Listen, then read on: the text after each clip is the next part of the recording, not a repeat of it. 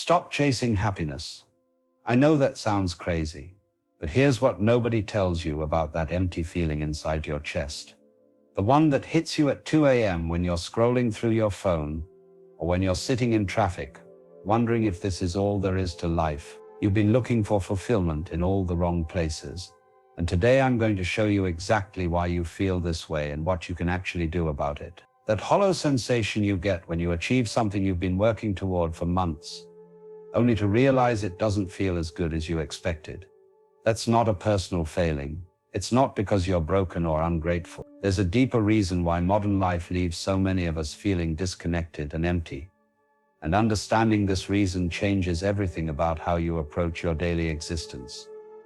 Let's start with something most people never think about. Right now, as you're watching this video, you're probably doing at least 3 other things.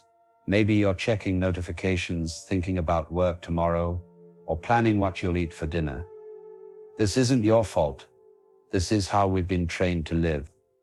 We've created a world where being busy equals being important, where having more stuff means being more successful, and where constant stimulation is mistaken for genuine satisfaction.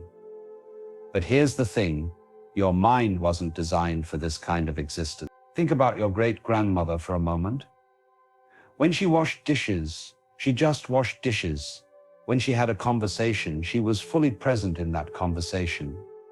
When she felt sad, she allowed herself to feel sad without immediately reaching for a distraction. This isn't nostalgia talking, this is about understanding how scattered attention creates inner emptiness. The emptiness you feel isn't actually emptiness at all.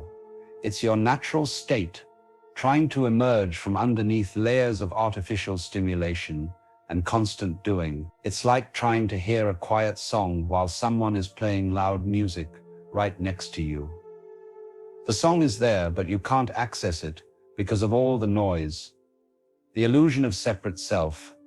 Here's where things get interesting. The reason you feel empty has nothing to do with what you don't have, and everything to do with a fundamental misunderstanding about who you are. From the moment you were born, everyone around you started treating you like a separate thing, a little person who needs to achieve, accumulate, and become something. Your parents, teachers, and society all reinforce this idea that you are somehow separate from the world around you, like a little island of consciousness floating in an ocean of everything else. But what if I told you this separation is completely made up? What if the feeling of being cut off from life, isolated in your own head, worried about your own problems, is based on something that isn't even real? Look at your hand right now. Where exactly does your hand end and the air around it begin? You might say at the skin, but your skin is constantly exchanging molecules with the air. You're breathing in oxygen that was inside trees this morning. The calcium in your bones came from ancient sea creatures. The iron in your blood was forged inside dying stars billions of years ago. You're not separate from the world, you are the world, temporarily organized in a pattern that calls itself by your name. The emptiness you feel is what happens when you try to live as if you're disconnected from everything else. When you really understand this, not just intellectually, but in your bones, the quality of emptiness transforms completely. Instead of feeling like something is missing, you start to recognize that everything is already here. You're not a separate self, trying to find completion. You're the whole universe experiencing itself through the temporary pattern of your particular body and mind. But let's go deeper into this illusion, because it runs so much deeper than most people realize. Every single day you wake up and immediately start reinforcing this false sense of separation. You look in the mirror and think, that's me, as if you're looking at something separate from the awareness that's doing the looking. You check your phone and worry about your problems, your schedule, your reputation, your future, all based on the assumption that there's a separate you that needs to be protected and improved. This separation isn't just a philosophical concept. It creates real suffering in your daily life. When you believe you're separate, you naturally feel like you need to defend yourself against a hostile world. Other people become competitors or threats. Circumstances become obstacles to overcome. Even your own thoughts and emotions become problems to manage and control. The emptiness comes from this constant state of defensive living. When you're always protecting and improving a separate self, you're never actually living. You're always one step removed from direct experience, always filtering everything through the question of how does this affect me, instead of simply experiencing what's happening. Think about those rare moments when this sense of separation temporarily dissolves. Maybe you were lost in a piece of music, completely absorbed in a conversation with someone you love, or standing in nature feeling connected to something larger than yourself. In those moments, the emptiness disappears completely, not because you've gained something, but because the barrier between you and life has temporarily dissolved. This is why achievements and possessions can never fill the emptiness permanently. As long as you maintain the illusion that you're separate, anything you add to your life is still happening to a separate self. It's like trying to satisfy your hunger by looking at pictures of food. The separation itself prevents the satisfaction you're seeking. The water you drink becomes part of your body within hours. The air you breathe mixes with your bloodstream and feeds every cell. The food you eat literally becomes your flesh and bones. The thoughts you think arise from the same neural networks that process the world around you. There is no clear boundary between you and everything else. The boundary is conceptual, not actual. When you start to live from this understanding, the world becomes less threatening because you're not separate from it. Other people become less other because the same consciousness that looks through your eyes also looks through theirs. Problems become less personal because you realize they're movements in the same awareness that you are. This doesn't mean you stop taking care of yourself or that individual preferences don't matter. It means you stop taking the boundaries so seriously. You stop living in constant defense of something that was never actually separate to begin with. The relief from this alone is enormous. Imagine how much energy you spend every day trying to maintain and protect a boundary that doesn't really exist. The emptiness you've been feeling is actually the space where this false separation lives. When you stop trying to maintain the illusion of being separate, that space doesn't feel empty anymore.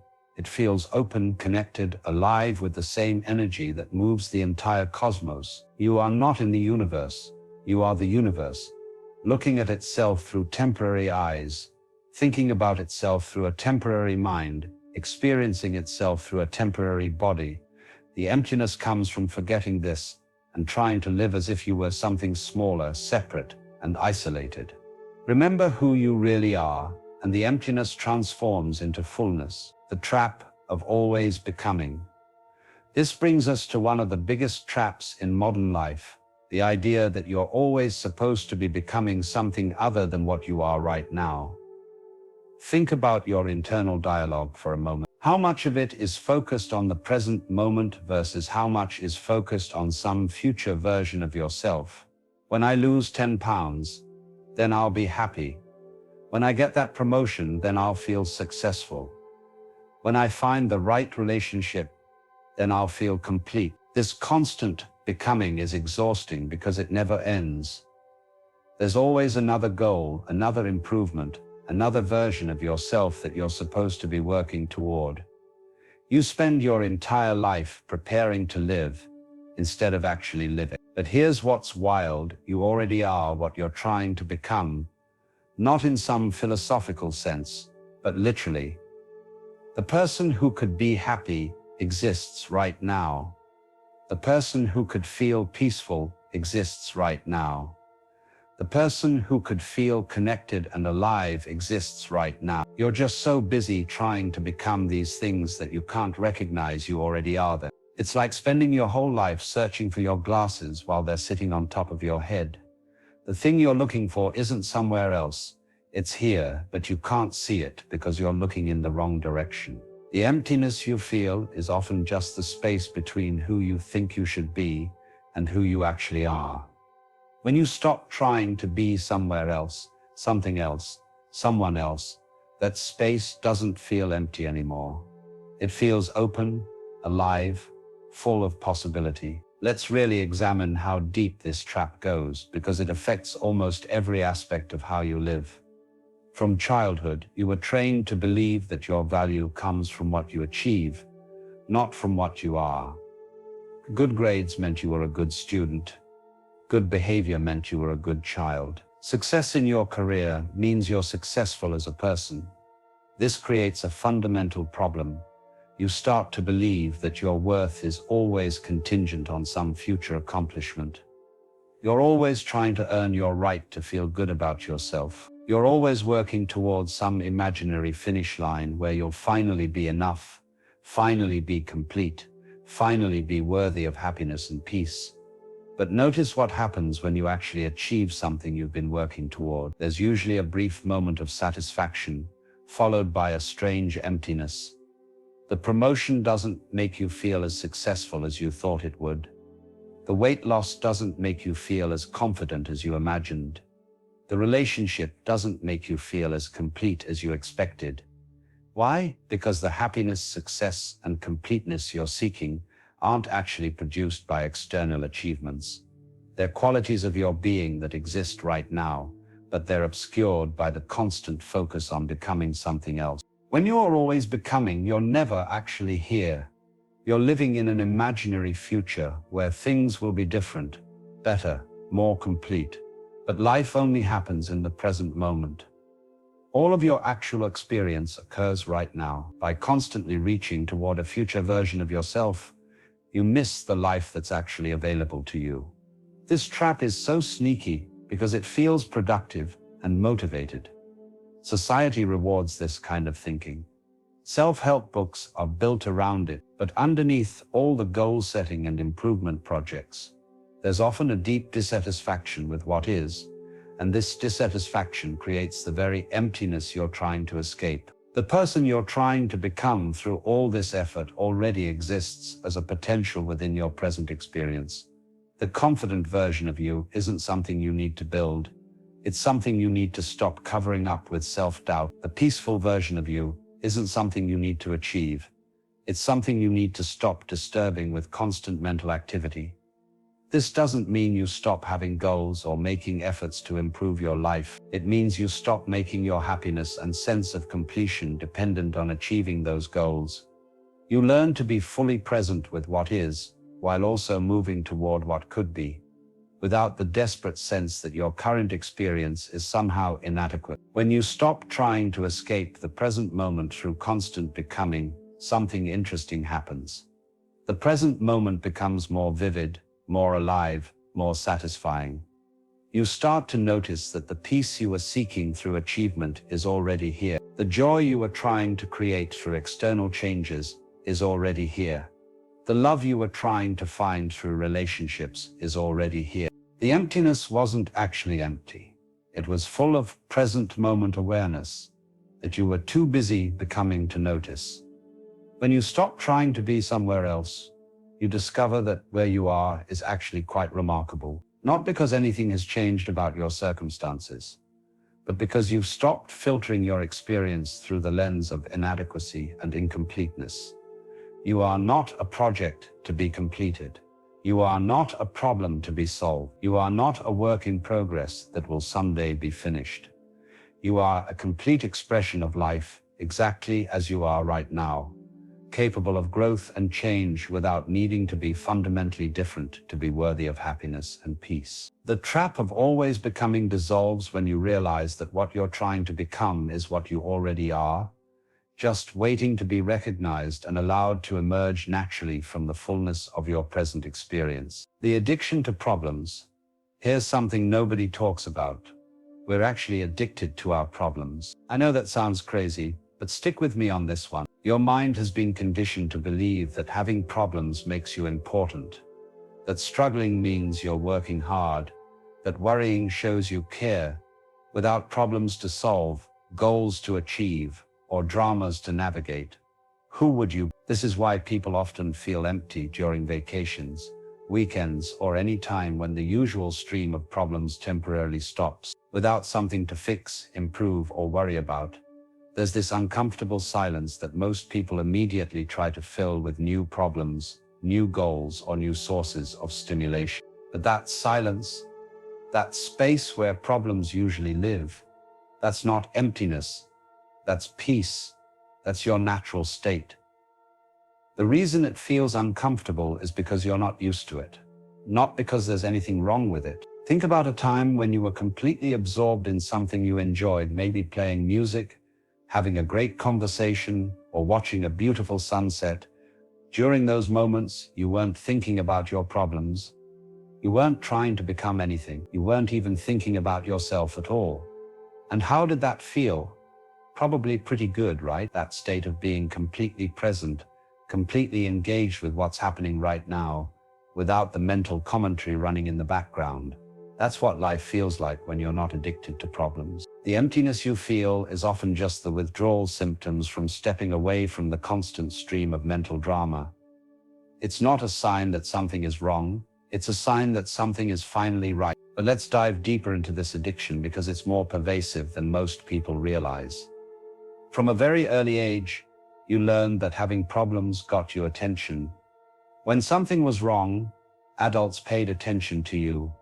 When everything was fine, you were often ignored. This creates a subconscious association between problems and importance, between struggle and love, between drama and aliveness. As an adult, this pattern continues in subtler ways. Think about your conversations with friends and family. How much time do you spend discussing what's going wrong versus what's going well? Problems create connection, shared complaints, mutual support, advice giving. Problems make you feel needed and make others feel needed by you. Your mind has also learned to use problems as a way to feel productive and important. When you're worried about something, you feel like you're doing something about it, even when the worry accomplishes nothing practical. When you're stressed about your future, you feel responsible and forward-thinking, even when the stress just makes you less capable of actually dealing with whatever might happen. Problems also serve as a distraction from deeper questions about life and meaning. When you're constantly dealing with immediate concerns, deadlines, conflicts, financial pressures, health issues, you don't have to face bigger questions about what you actually want from life, or whether you're living in alignment with your deeper values. This is why the emptiness often surfaces during quiet moments, vacations, or periods when your usual problems are temporarily resolved. Without the familiar structure of things to worry about and fix, you're left with yourself, and that can feel uncomfortable if you're not used to it. The addiction to problems creates a strange relationship with solutions. Part of you wants to solve your problems, but another part of you resists solutions, because without problems you'd have to face the underlying emptiness that the problems were covering up. This is why some people seem to create new problems as soon as old ones are resolved, or why they find reasons to be dissatisfied even when things are going well. But here's what's important to understand. That underlying emptiness isn't actually empty, it's just unfamiliar. It's the space of your natural being without all the mental drama overlaid on top of it. It's like the silence between musical notes. Not empty, but full of potential, full of presence, full of awareness itself. When you start to become comfortable with this space, problems don't disappear entirely, but your relationship with them changes completely. Real problems that require practical solutions become clear and manageable. Imaginary problems that exist only in your mind start to dissolve. The constant background anxiety that comes from being addicted to problems begins to settle. You start to realize that most of what you call problems are actually just preferences. You prefer things to be different than they are, but that doesn't necessarily make the current situation a problem that needs to be solved. Sometimes it's just a situation that needs to be experienced. This doesn't mean you become passive or stop working to improve your life. It means you stop using problems as a substitute for aliveness. You stop mistaking drama for depth, struggle for meaning, worry for care. You learn to be present with what is, without immediately needing to make it into a problem to be solved. The peace that emerges when you stop feeding the problem addiction isn't the peace of having everything perfect in your life. It's the peace of being okay with whatever is happening, including actual problems when they arise. It's the peace of knowing that your aliveness doesn't depend on having something to fix or worry about. When you're no longer addicted to problems, you discover that life without constant mental drama isn't boring, it's vibrant. It's not empty, it's full of the simple miracle of being conscious in this moment, whatever this moment contains. The myth of control, Let's talk about control for a minute, because this might be the biggest source of inner emptiness in modern life. You've been taught that you should be in control of your thoughts, your emotions, your circumstances, your future. You've been told that successful people are the ones who take charge, make things happen, and direct the course of their lives through willpower and determination. But here's what nobody mentions. You're not actually in control of most of what happens to you, or even most of what happens in your own mind. You don't control when thoughts appear in your consciousness. You don't control your heartbeat, your digestion, or the fact that your hair grows. You don't control the weather, other people's actions, or even your own dreams. The exhaustion and emptiness you feel often comes from trying to control things that aren't actually controllable while ignoring the things that you can influence. What can you control? Your attention, your response to what happens, your willingness to be present with whatever is occurring right now. That's about it. And it's actually enough. When you stop trying to control everything and start working with what's actually happening, something interesting occurs. Instead of feeling powerless, you start to feel aligned with a much larger intelligence, the same intelligence that grows trees, heals cuts, and keeps planets spinning in their orbits. You're not separate from this intelligence. You are this intelligence, temporarily focused through your particular nervous system. The emptiness comes from trying to run your life through the small part of your mind that thinks it's in charge, instead of trusting the much larger intelligence that's actually running the show. The search for meaning outside yourself. This is a big one. Most people feel empty because they're looking for meaning and purpose outside of themselves, in their career, their relationships, their achievements, their beliefs, their cause. Don't get me wrong, careers, relationships, and causes can be wonderful. But when you make them responsible for giving your life meaning, you set yourself up for disappointment and emptiness, because external things are always changing. Your job might disappear. Relationships end. Achievements become old news. Causes you believed in might turn out to be more complicated than you thought. If your sense of meaning depends on these external things, you're building your house on sand. But here's the thing about meaning. It's not something you find or achieve, it's something you are. The fact that you exist, that consciousness is aware of itself through your particular eyes, that the universe has organized itself into the pattern of your life, that itself is meaningful. You don't need to justify your existence by doing important things or being successful. You don't need to earn your right to be here through achievements or good behavior. The meaning isn't in what you do, it's in the simple fact that you are. When you really get this, the emptiness transforms into fullness. Not because you've added anything to your life, but because you've recognized what was already here all along. The fear of stillness. Most people are afraid of stillness, and this fear is a major contributor to inner emptiness. We live in a culture that glorifies busyness and constant stimulation. The idea of just sitting quietly with yourself, without music, without your phone, without something to do or think about, this terrifies most people. Why? Because in stillness, you might actually meet yourself. You might encounter the thoughts and feelings you've been avoiding. You might have to face the fact that a lot of what you think is important actually isn't that important at all. But here's what's interesting. The things you're afraid of encountering in stillness are usually not as scary as you think they are.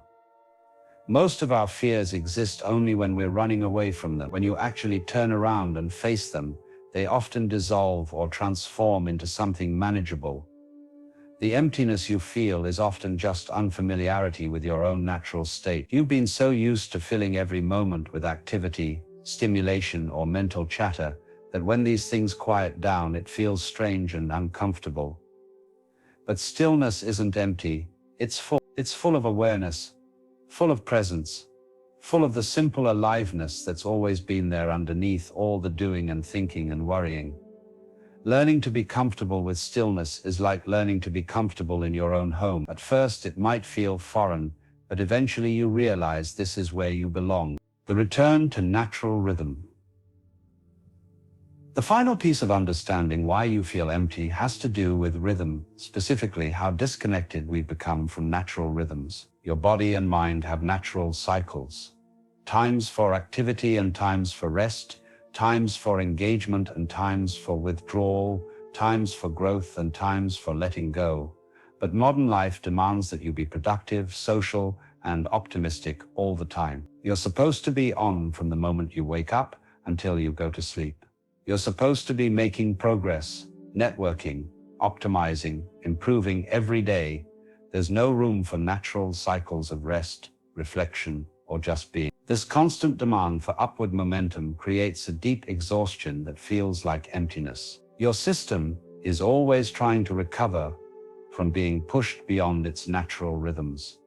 But what if the emptiness you feel isn't a problem to be solved? What if it's just your natural rhythm trying to reassert itself? What if those moments of feeling empty, disconnected, or unmotivated are actually your inner wisdom trying to guide you back to balance?